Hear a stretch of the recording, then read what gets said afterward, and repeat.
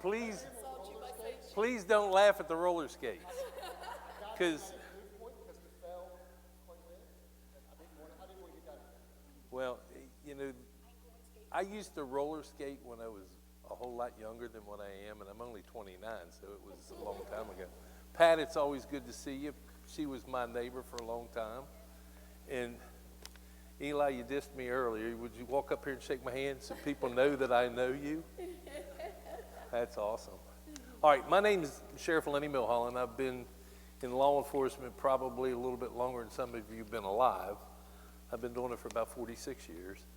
I ran for sheriff in Frederick County in 2016, and when I did, my biggest concern was the fact that at that time there were only 3 school resource officers in Frederick County schools, and we have 21 schools. So I made it, you know, an effort on my part and with the help of the Board of Supervisors to put a school resource officer or sheriff's deputy in every one of the schools.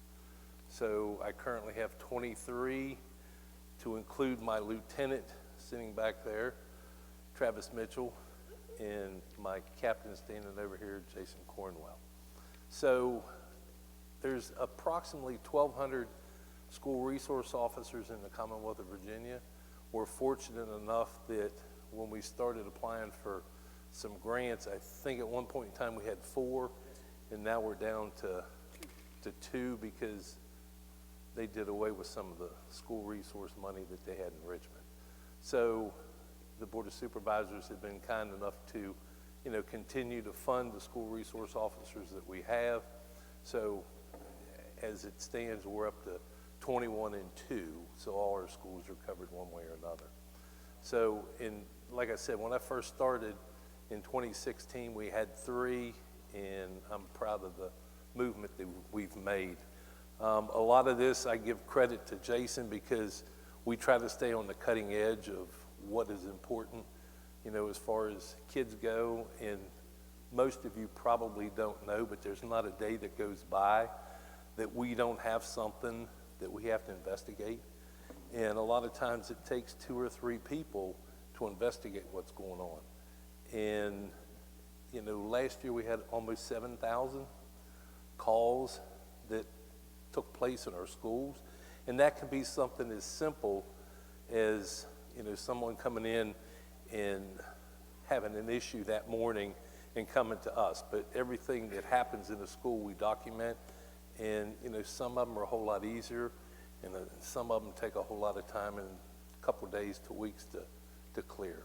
So, but I'm available anytime you need me.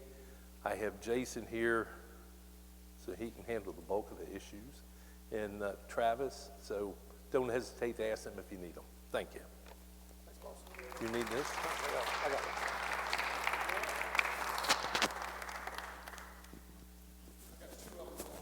Make sure I got instructor notes, and I don't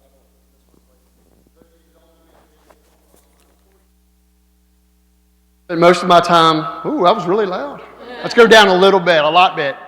That's way too loud for me. I got a loud voice anyways, they can hear me. It is going to video. Yeah. Or audioing it. So 26 years in law enforcement. Most of that was spent in the patrol division where I had the opportunity to supervise each level or shift level, then moved into the administration. And in 2017, Sheriff Milholland asked me to take over the school safety division. So we've really evolved a lot since then. These are our SROs that we have in Frederick County. Now, you may see from the picture, we have a prerequisite. You must be bald to be an SRO. So some of them do have to shave their hair each year before they go back to their school. We have a pretty robust SRO division. We have a canine in our division. We have an ICAC investigator, which is International Crimes Against Children. We have several SEPTED operators, which is crime prevention through environmental design, and several DARE instructors. My other job, part-time, which for us, we have a part-time team, is a SWAT team leader. Been on the SWAT team for 23 years, the last 9 of those as the SWAT team leader. So I get a little bit of both worlds. So I got a hard stop at 2:30. This is the agenda for my conversation.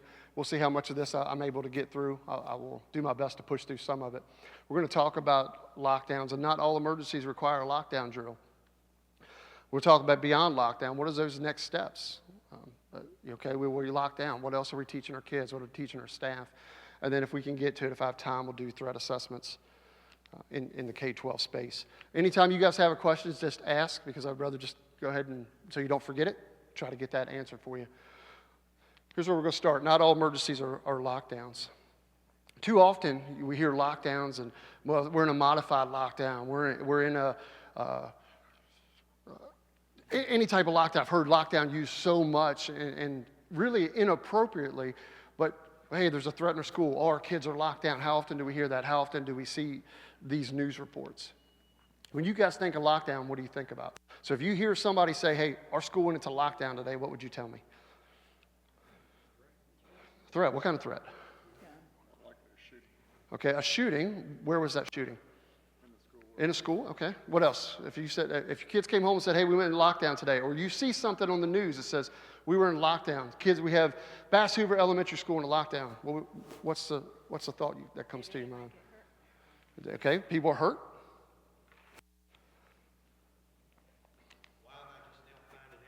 Why are you just now finding out about it? That's huge. But here's a good quote. Look how many kids each year are put through that lockdown process, and probably unnecessarily. We're probably traumatizing our kids a lot when we're doing these, not drills, because we should be doing drills, but we're saying, hey, go into lockdown. Because that should provoke some critical thinking. That should provoke some life-saving strategies that I need to employ, because you just told me I'm in a lockdown, and what it should be is if I'm in a lockdown, that means there's somebody in my space that's not safe. So I need to figure out how to be safe. So when should we use lockdown? You guys tell me. If I tell you I want your kids to go in lockdown, what would you tell me the problem is? Somebody has a weapon of some type, actively engaging in mass violence inside of the building. That's what a lockdown is. All right? So what if there's something unsafe outside? What if my space right now is safe, but just through those doors, that space is unsafe? Should I be in a lockdown? Probably not. Probably not. So look at this picture. These are just kids playing. If my space is safe, yes, sir. Is there a difference between a lockdown and a shelter in place? Thank you. I'm glad you asked that question. Give me a little time, we'll get to it. So this is kids playing, right? So if their space is safe, why can't they continue to be safe inside that space? But we're going to make sure that whatever's safe outside doesn't impact our learning environment. So are there any other options? Yes. There's plenty of other options. And there's plenty of other better vocabulary that we should be using instead of thinking lockdown, modified lockdown, partial lockdown. All of these things, when we hear the word lockdown, there is a bad person in my space, and I need to take life-saving measures to save myself and my kids. The standard response protocol is one of those, is really the expert in that space. They developed their protocol. John Michael Keyes and Ellen Keyes started the I Love You Guys Foundation, which is a standard response protocol after their daughter was killed in 2006 in Platte Canyon.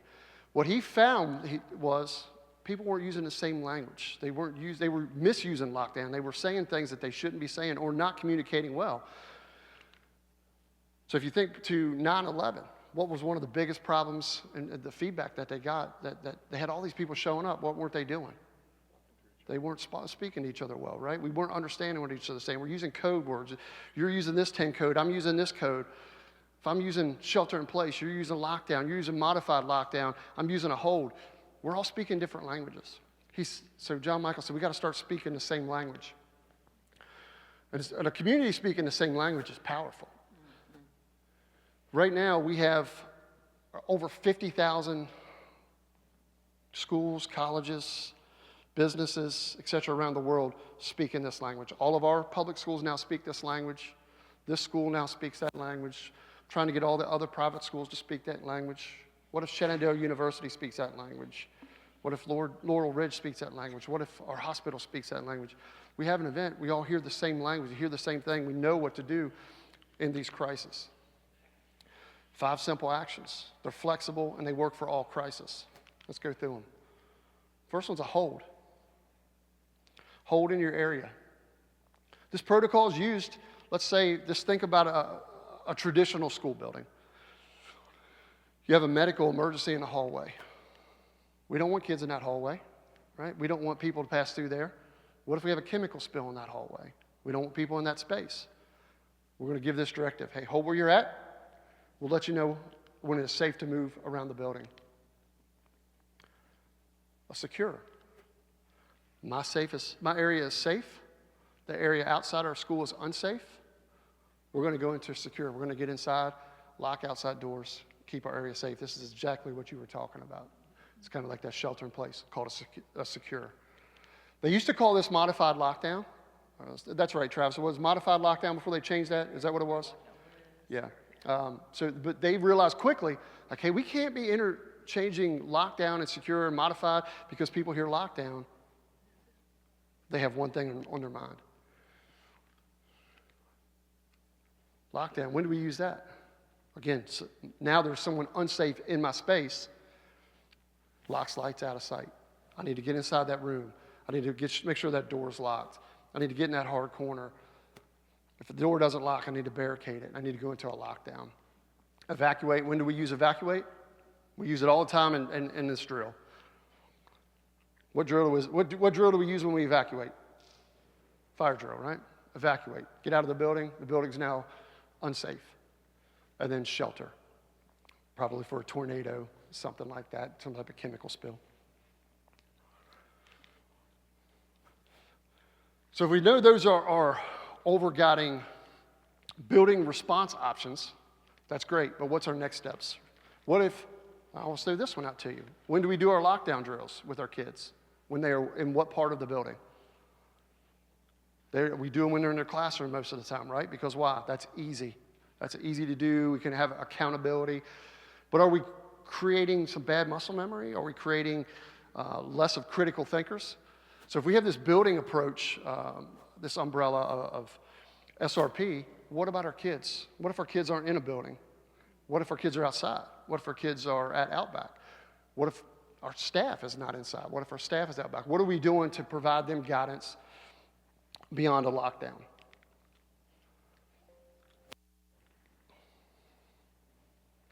So training kids. Who here has been through some type of active attack training? Tell me about it. Traumatizing? Like little scary? Right? Terrible, right?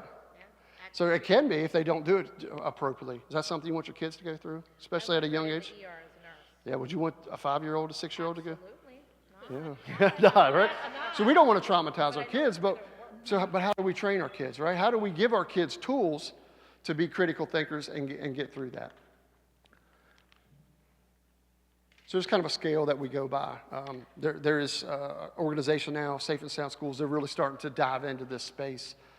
They're saying, hey, we can train our kids, but it's got to be developmentally appropriate. That's some big words, but what does that mean? Age appropriate? Yeah, age versus ability, right? So age, maybe. So it's going to put age on the scale, but what if an 18-year-old has some type of mental disability? Right? So their ability to learn that or their ability to comprehend of what you're trying to give them may weigh differently on that scale. So we're just looking simply at our age versus ability.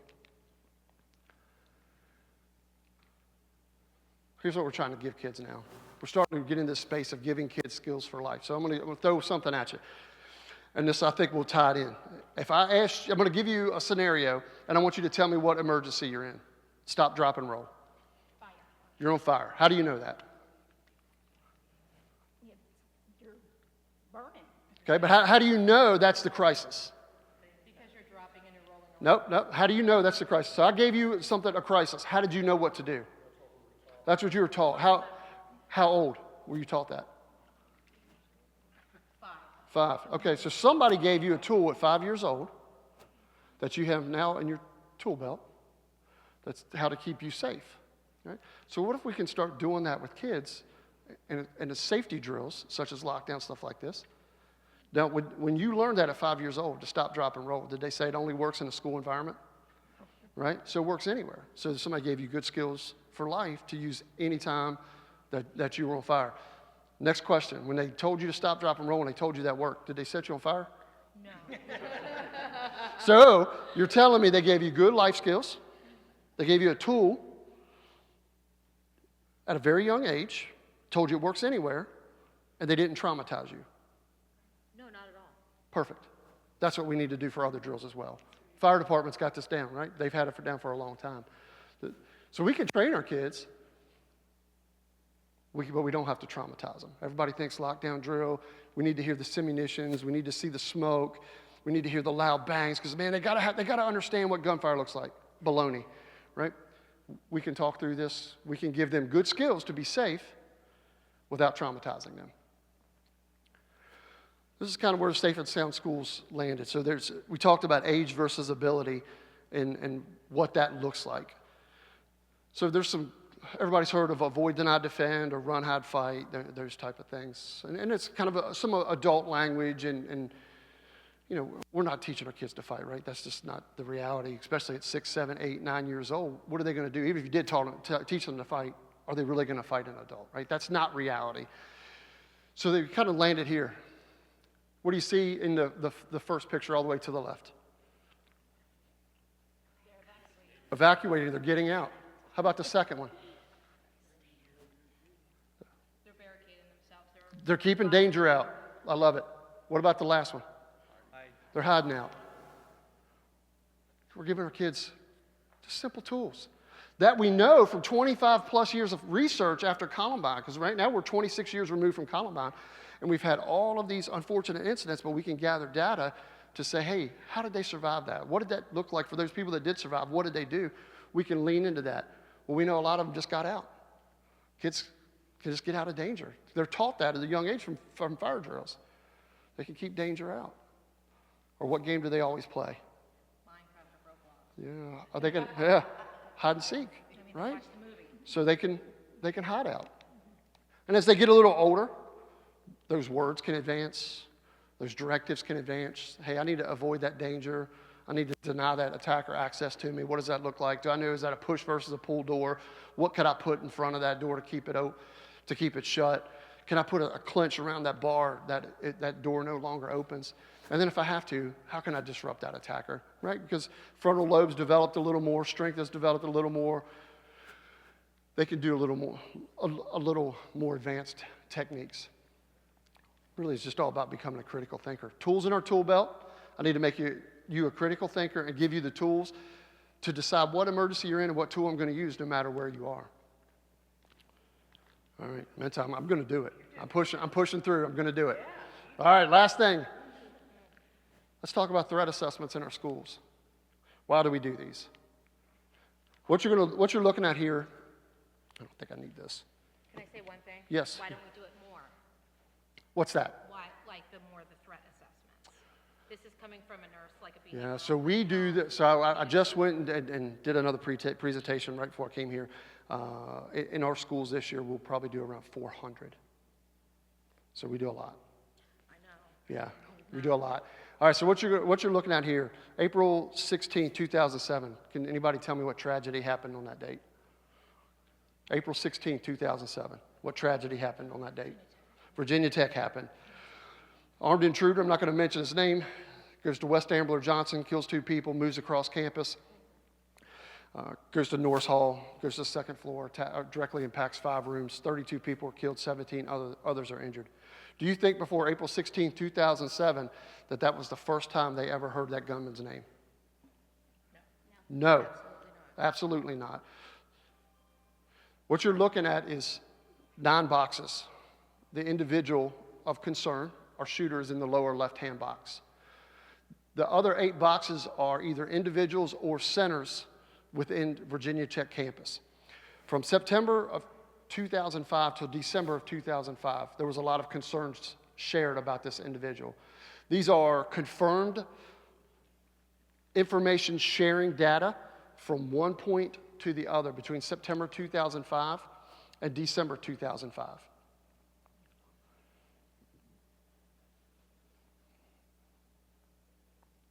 So what you're going to see is a lot of people knew a lot of information about the attacker. But what's the problem with this data? What don't you see?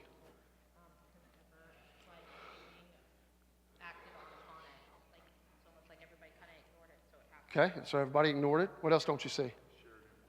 There you go. The mayor said it. No one person or one group has all the information.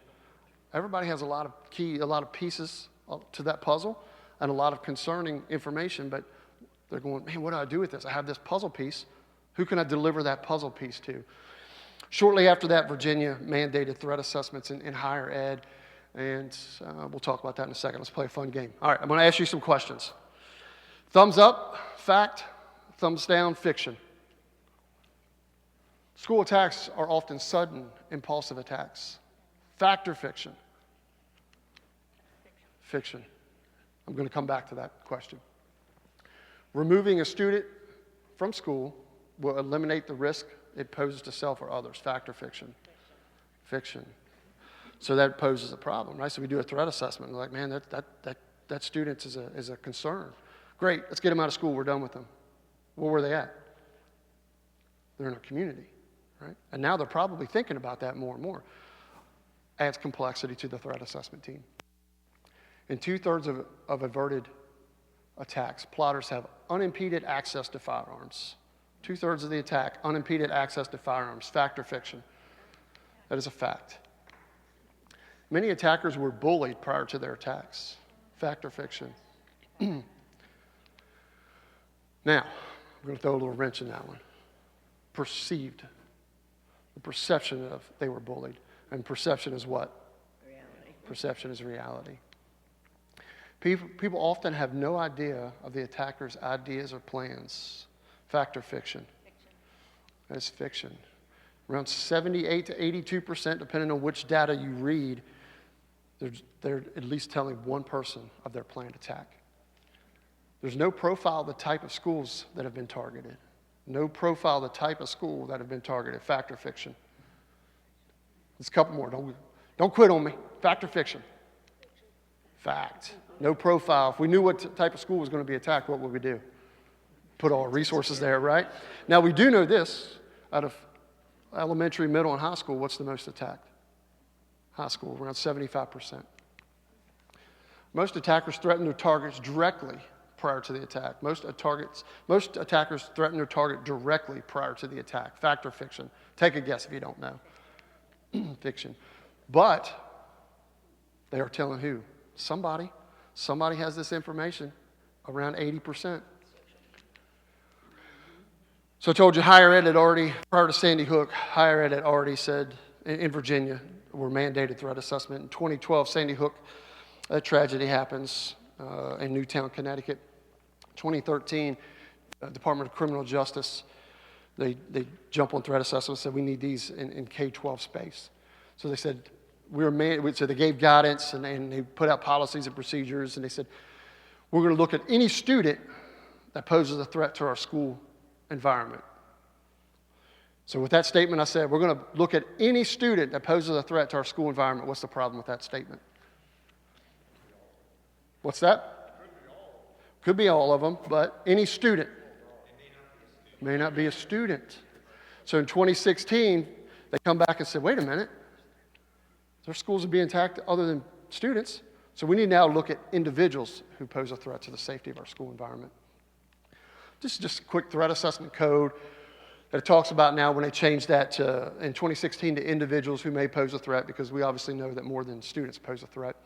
But also look at the second bullet point, talks about private education. VCPE now says if you're going to be accredited under us, you have to have at least one staff member trained in the K-12 space.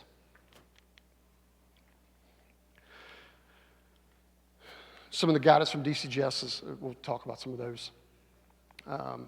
Who needs to be on the team? They do really a holistic approach to the team, so it's not all the same person. Like you wouldn't want all counselors looking at this or all law enforcement, because we want that holistic approach of that different perspectives looking at this.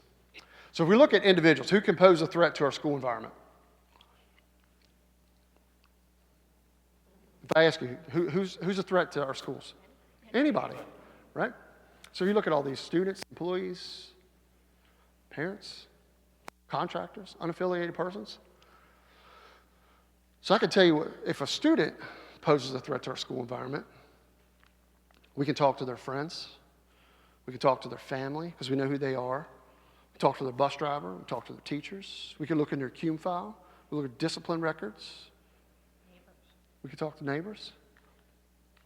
What about if an individual that we don't know poses a threat? So we know him, but hey, John Smith, that has never been affiliated with this building, now has threatened us. What's the problem with all those things I just said? We don't know who his friends are. We may know who he lives, where he lives, but what if his neighbors don't know him? We don't know a discipline file because he's not there. We don't have a CUME file. So we really now start having to dig deeper. We have to scratch that surface, figure out. It's a lot more challenging if an individual poses that threat than if it's a student, because there's so much more that we don't know that we're going to have to figure out. Now, state code does allow us to look at certain records that we would not be otherwise privy to if we are doing a threat assessment, and those records would be just for our threat assessment team. All right, so remember what we talked about. What was the very first question I asked you? Are school attacks sudden and impulsive attacks? What did you tell me? They are not, right? And why is that? Because somebody doesn't wake up on Monday morning and say, I think I'm going to attack a school today. This is what happens. They have a pathway to violence. All right, so let's talk about a pathway to violence. Fun game. In the past week, who has had a grievance or been upset with somebody? Raise your hand. Everybody better raise their hand, right? Because you probably got upset with somebody driving here today. Somebody cut you off, something happened, right? So what you just told me by raising your hand, you told me you're on the pathway to violence. Because we all have grievances, right? Now, don't raise your hand anymore. I'm going to ask a couple questions, but I don't want to know. Who's thought about, because you cut me off traffic, as soon as you stop the car, I'm going to punch you in the face because I'm mad, right? So he cut me off in traffic. I know who that is. Now I know where he works. So tomorrow morning, I'll be waiting for him when he gets there. And I know what door he enters. And I know I have a baseball bat at home, so I'm going to bring my baseball bat. I'm going to wait for him because there's a big bush beside that door and he can't see me. So then when he gets there, I'm going to jump out. I'm going to hit him with the baseball bat. See how that pathway to violence works? So grievance, ideation, planning, preparation, implementation. Let me ask you a question. So we know we all are on that pathway to violence at some point. We jump on there because we all have grievances. What keeps us from stair-stepping up that pathway? There's lots of reasons. Tell me. Okay. Afraid of being in trouble. I love it. What else? Some people may think it. It's common just to think because you're frustrated. Okay, right, see. but you'll never act on it. Why? Because it's your own moral. Perfect. Morals. What else? Upbringing. What else? Somebody to vent to help you. Oh, so you have community stabilizers, right? You have support systems in place. What else? Religious beliefs, family values. I don't want to lose my job. All of these things. So the problem is some people don't have those. Some people continue on that pathway to violence, and we need to figure out what don't they have to help bring them off of that pathway. And it could be different for every person, but that's the job of the threat assessment team. Let me figure out where you are on the pathway. How can I get you off of that pathway before you get too far up? Because once you get too far up, time really starts to go quicker. The higher we move on that pathway, the sooner we need to get them off of that pathway. Yes, sir. At what level would a typical, fellow student or a parent identify that progress? Oh man, we hope we catch them on that lowest tier, like the grievance, and maybe make a statement. Hey, I'm mad at Miss Jones. She took my cell phone. Tomorrow I'm coming in. I'm going to shoot her. Right? Grievance, ideation, right away. Grievance, ideation. Catch it right there. How can we get off? All right. So now I'm going to shoot her. Now I may say, okay, I'm going to get my dad's Glock. I know where he keeps the key. I'll have that under my pillow. Bus will pick me up at 8:50. See how we move up that pathway, right? So the sooner we can intervene, the better. Yes, sir. Did you have a question? I can't help but notice this exact same pathway could easily apply to someone who has suicidal tendencies. Sure. Grieving, Absolutely. an idea, a plan. Absolutely. Kill myself, I'm prepared for it. I knew a kid Yeah. who was on life at 19 years old. Obviously, I heard it wasn't spontaneous. He had a relationship that went sour, so on, and I didn't know. Yeah. His parents didn't know enough.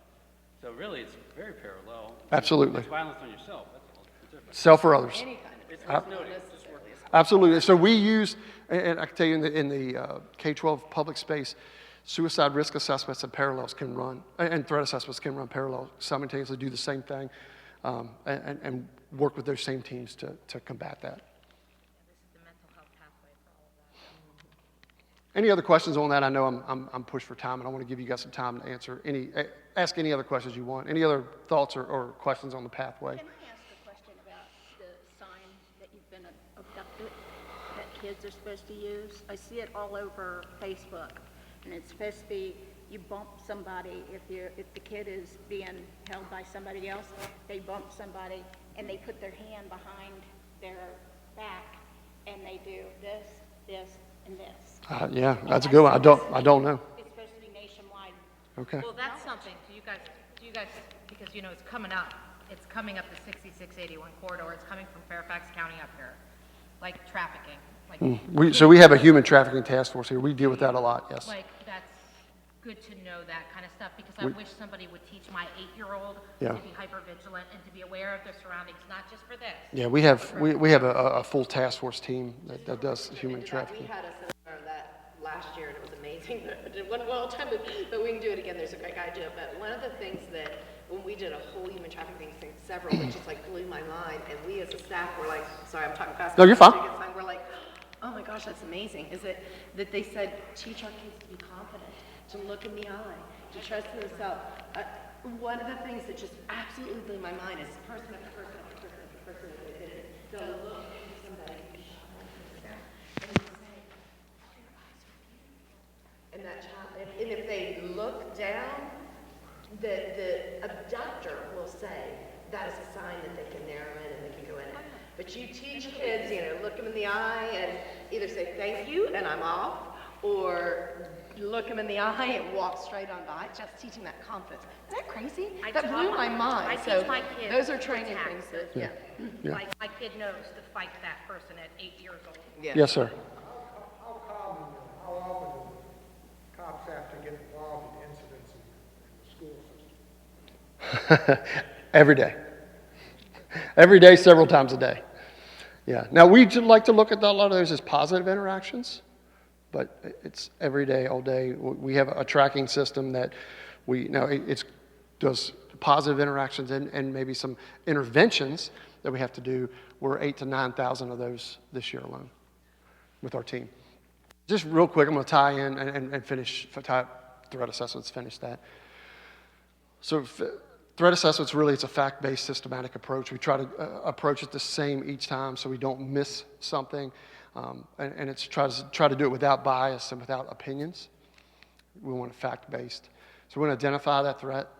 Inquire. Inquire is synonymous with investigate, assess, and then manage. Managing is the big part, because we can say, okay, we did our job, we got the student or whatever away from the school, but they're still in the community. What stops them from continuing on that pathway? That's always the challenge. I'm going to just pass through that, and I think I'm right on time. And does anybody have any last burning questions? Yes, sir. In the city of Winchester, it seems like more of our SRO issues are in middle school. Now, I'm saying not, Okay. bomb or gun, but just the standard issues.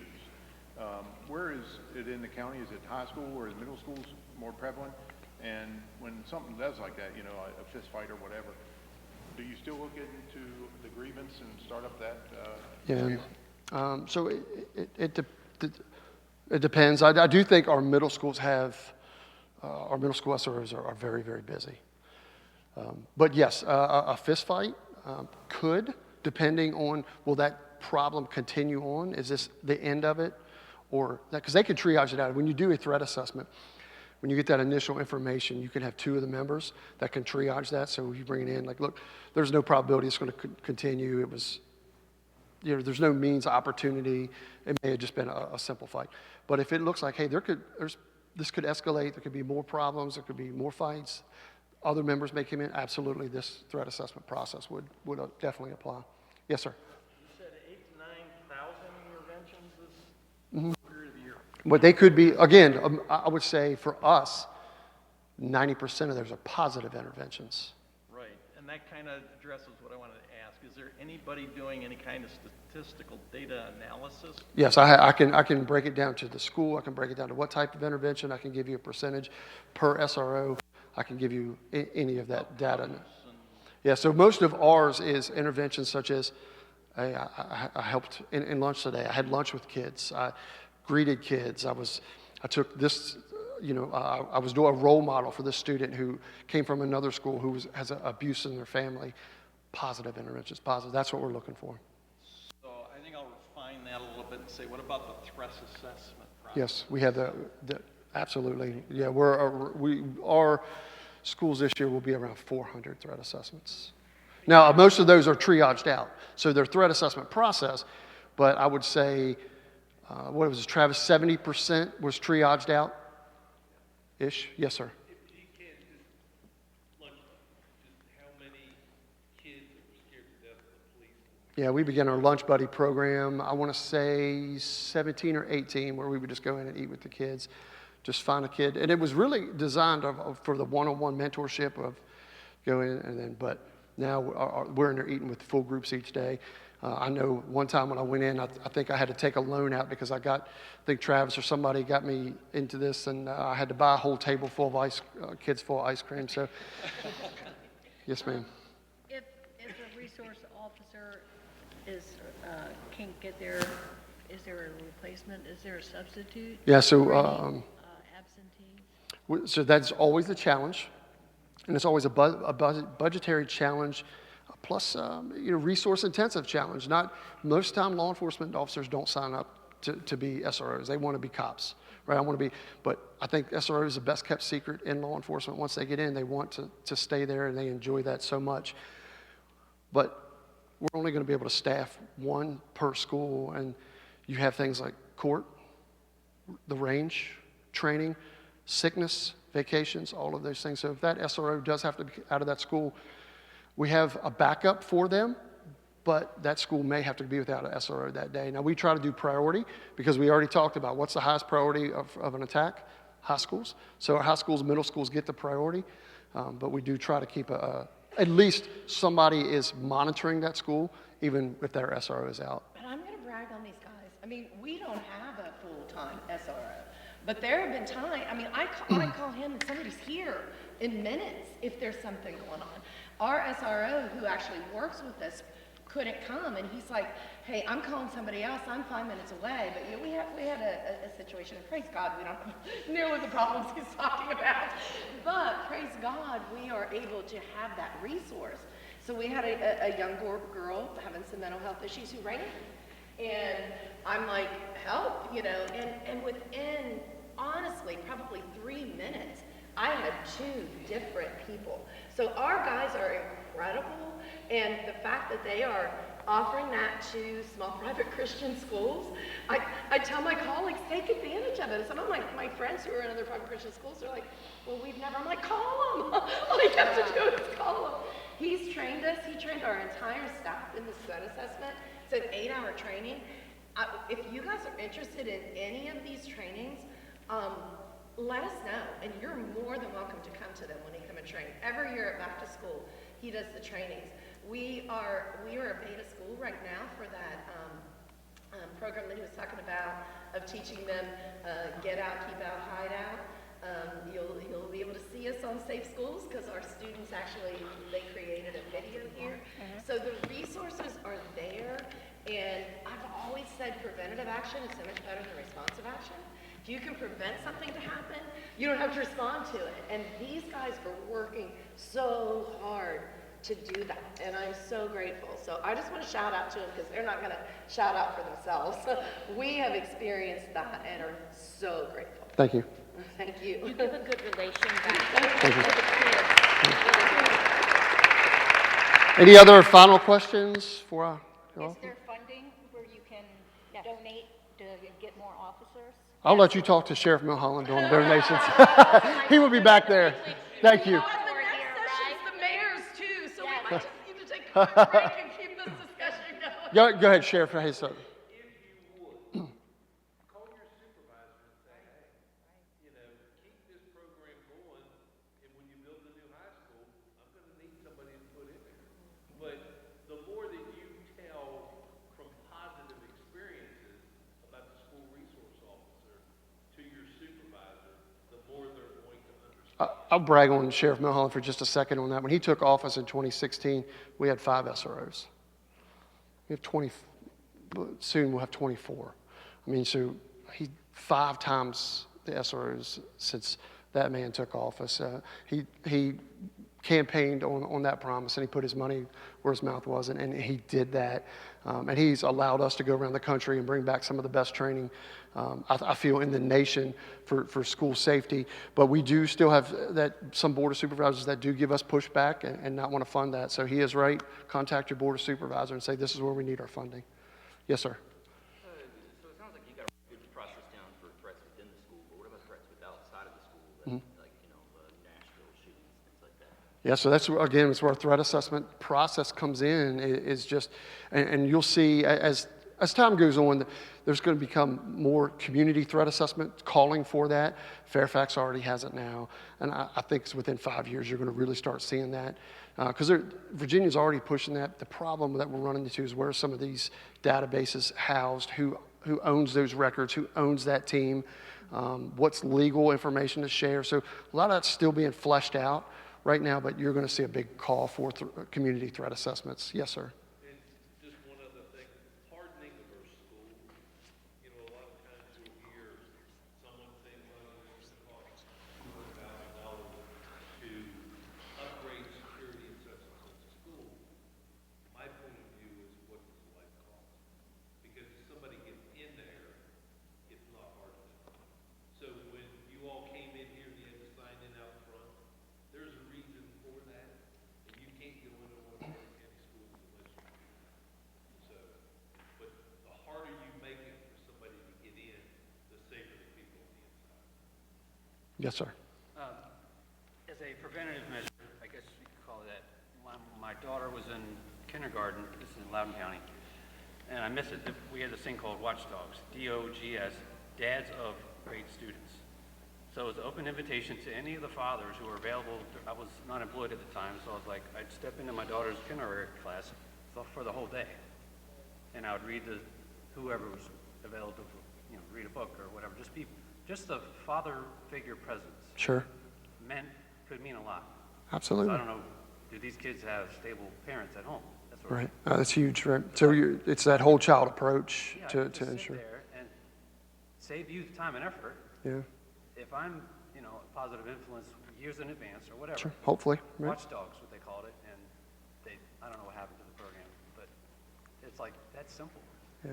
Who's available, who's not working, Sure. who's retired, whatever. Yeah, there's a lot of good ideas, and I think Travis and I were talking about this, or maybe the sheriff, and I don't remember. No, it was Travis. We were talking about this. Is people talk about school safety, and people want to know, what's the answer to school safety? There's no answer, right? It's a layered approach. It's maybe a watchdog program. It's maybe having a buzz-in system. It's maybe putting shatter guard. It's maybe having metal detectors. Maybe having a very fluid behavioral threat assessment team.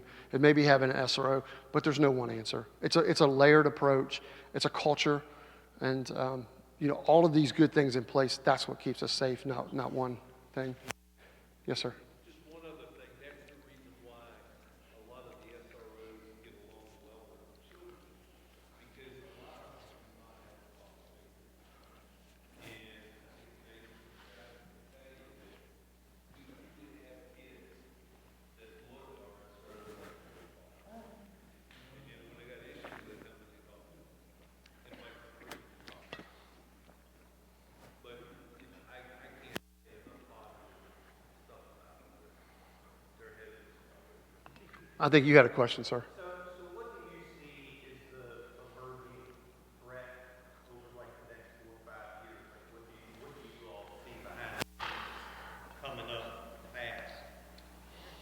I don't know.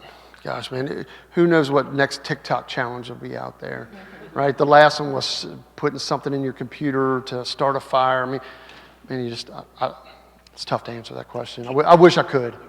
I wish I could. Share the good news, though, Jason, after his question. Share the good news, because you've shared with us before, too, about how really the statistic, it's going down, you Yeah. know? Yeah, Share I that got you. good news, if you would. Metal detectors, magometers. Yes, we do. They've started the putting the metal detectors in the schools. We have 4 schools right now that have already implemented them, and they are speaking to the finance committee, budget committee, or I don't remember who, but somebody next week to try to get some funding for more of those. And I know Dr. Hummer's goal was to have them in each school. Yes, sir. Did you have a question? Somebody thought. So what she wanted me to talk about is good news, and I didn't put that statistic up, is as far as all active attacks between the years of 2000 and 2021. So it's a little dated data, but schools are actually number 3 now. Business commerce is number 1. Outdoor venues is number 2. So schools are going down because we are doing good things within our schools to that layered approach of school safety to keep them safe. Yes, sir.